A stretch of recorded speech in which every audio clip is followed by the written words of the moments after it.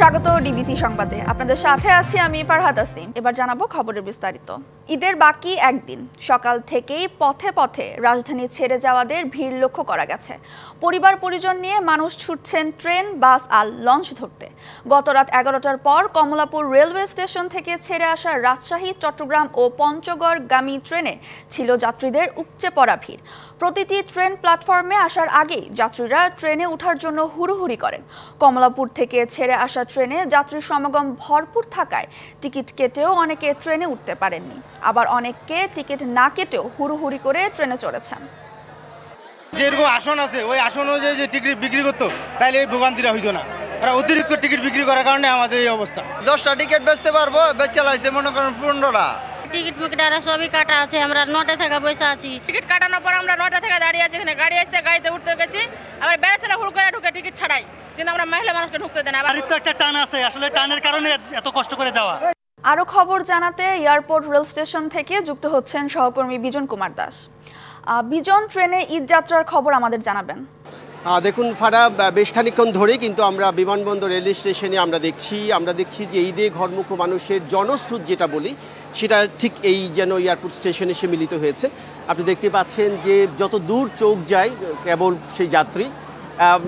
এই মুহূর্তে একটি ট্রেন আমরা স্টেশন ত্যাগ করছে, সেটি যাচ্ছে চট্টগ্রামের উদ্দেশ্যে, সোনার বাংলা ট্রেন। ইতিমধ্যেই যারা টিকিট আগে পেয়েছেন তারা ইতিমধ্যে অবস্থান করেছেন, বাকিরা হয়তো পরবর্তী ট্রেনের জন্য তারা অপেক্ষা করছেন। আমি যদি একটু দেখাতে চাই যে আসলে যে স্ট্যান্ডিং টিকিট যেটা বলি, যদিও 25 ভাগ টিকিট আজকে ছাড়ার কথা, কিন্তু আমরা দেখছি যে এই ট্রেনের ভিতরে আপনি দেখছেন যে সবাই কিন্তু যার যার আসনে বসে যাচ্ছে এবং নিরাপদে তারা বাড়ি ফিরছে তাদের স্বজনদের সাথে ঈদ করার জন্য। দেখছেন ট্রেন বন্ধ হয়ে গেছে, ট্রেনটি ছেড়ে যাচ্ছে এবং পরবর্তী ট্রেনের জন্য অপেক্ষা করছে। আরেকটি জিনিস জানিয়ে রাখি যে আমরা স্টেশনে ঢোকার আগে দেখেছি, বিশেষ করে যারা আগেই রেল কর্তৃপক্ষ জানিয়েছিল যে যাদের টিকিট থাকবে না তারা কিন্তু স্টেশনে প্রবেশ করতে পারবে না, সেই বিষয়টি বেশ কড়াকড়ি করা হয়েছে। আমরা দেখছি যে যারা টিকিট পায়নি তারাও কিন্তু যাওয়ার জন্য প্রত্যাশা করছেন, তারা বাইরে অপেক্ষা করছেন এবং 3 স্তরের নিরাপত্তা দিয়ে কিন্তু তারা সেটি ঠেকানোর চেষ্টা করছেন।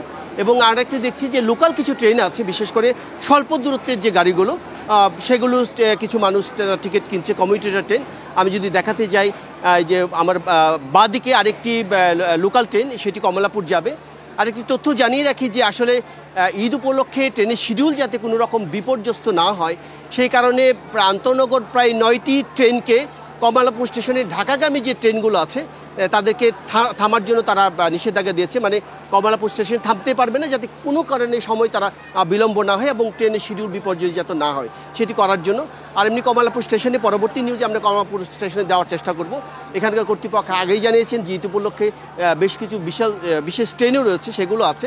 আর বিশেষ করে জানিয়ে রাখি যে এর বাইরেও যারা কিছু কিছু যাত্রী আছেন যে তারা স্ট্যান্ডিং টিকিটও যেতে আগ্রহী, তাদের জন্য যে বিশেষ ট্রেনগুলো যাচ্ছে সেই ট্রেনের সাথে 25 ভাগ স্ট্যান্ডিং টিকিট রয়েছে। অতিরিক্ত বগি পাওয়া সাপেক্ষে কর্তৃপক্ষ কিন্তু এই 25 ভাগ টিকিট বিক্রি করতে পারবে এবং তারা যদি মনে করে তারা যাবে, দাঁড়িয়ে যেতে পারবে, তার সেই সুযোগটি রয়েছে। এই কথাটি কর্তৃপক্ষ আমাদেরকে জানিয়েছিলেন।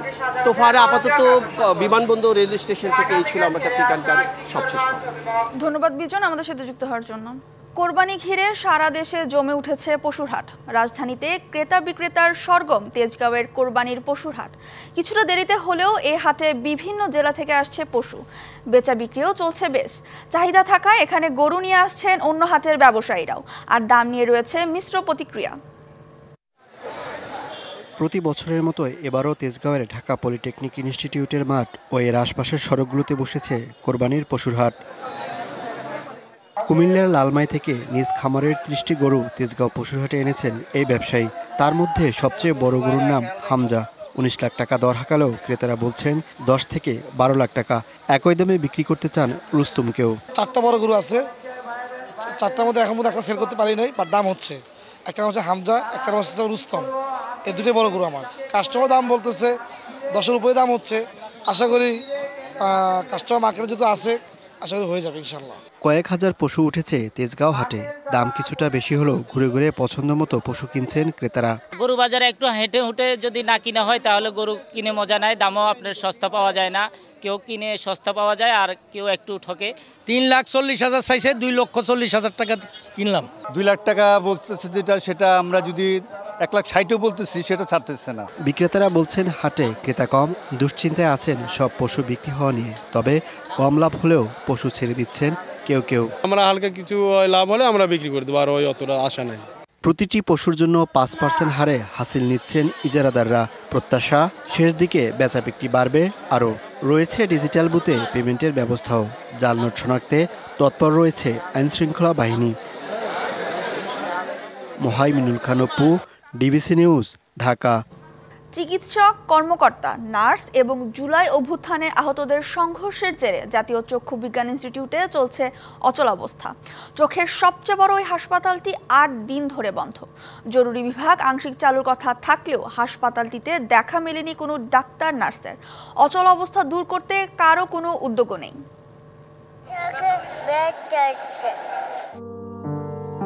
চোখে বিড়ালের আঁচড়, ব্যথায় কাতর শিশুটিকে পাশে নিয়ে মা বসে আছেন হাসপাতালের জরুরি বিভাগে।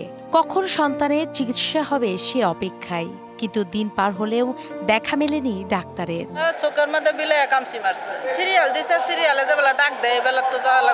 রাজধানীর আগারগাঁওয়ে জাতীয় চক্ষু বিজ্ঞান ইনস্টিটিউটে গত 8 দিন ধরে প্রতিদিনই আসছে অসংখ্য রোগী।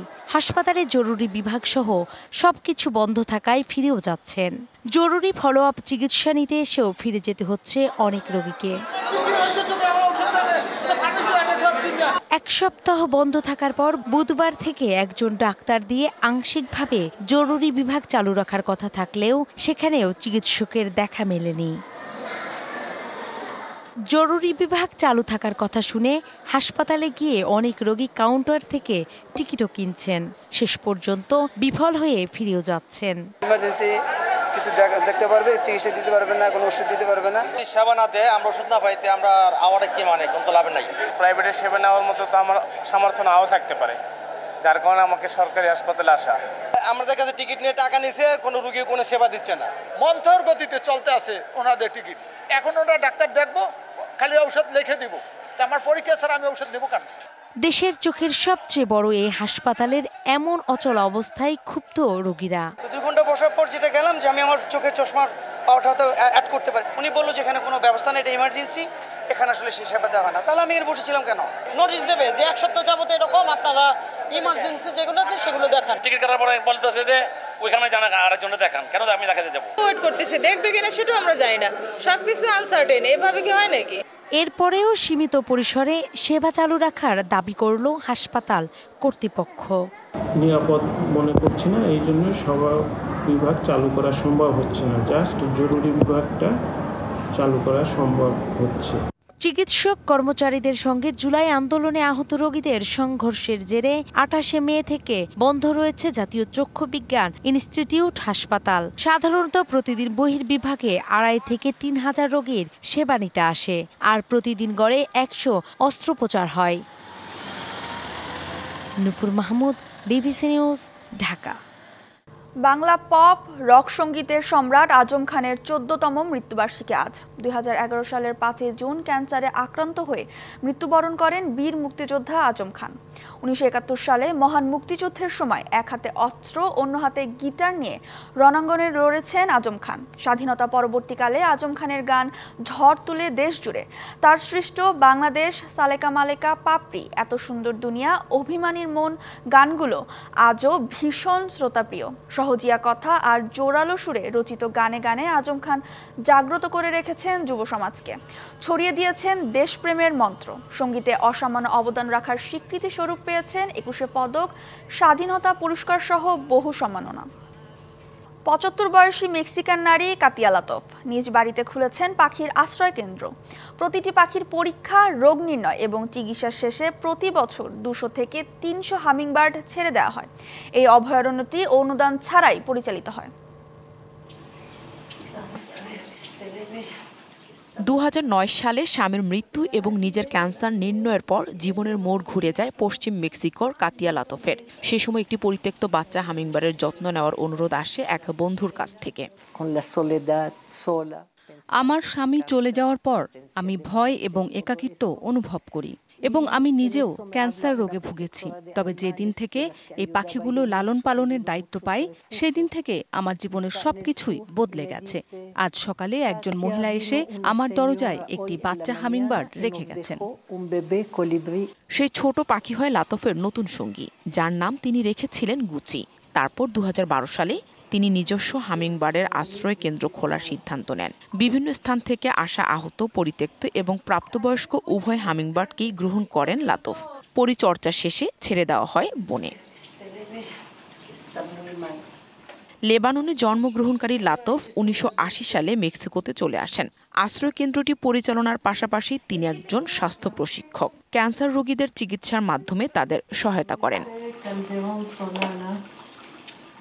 লাতফ স্বাস্থ্য প্রশিক্ষক হিসেবে তার অভিজ্ঞতা এবং দক্ষতা সম্পর্কে লেখা একটি বই বিক্রির মাধ্যমে এই পাখিদের খরচ বহন করে থাকেন। Nahida Rinthi, DBC news desk.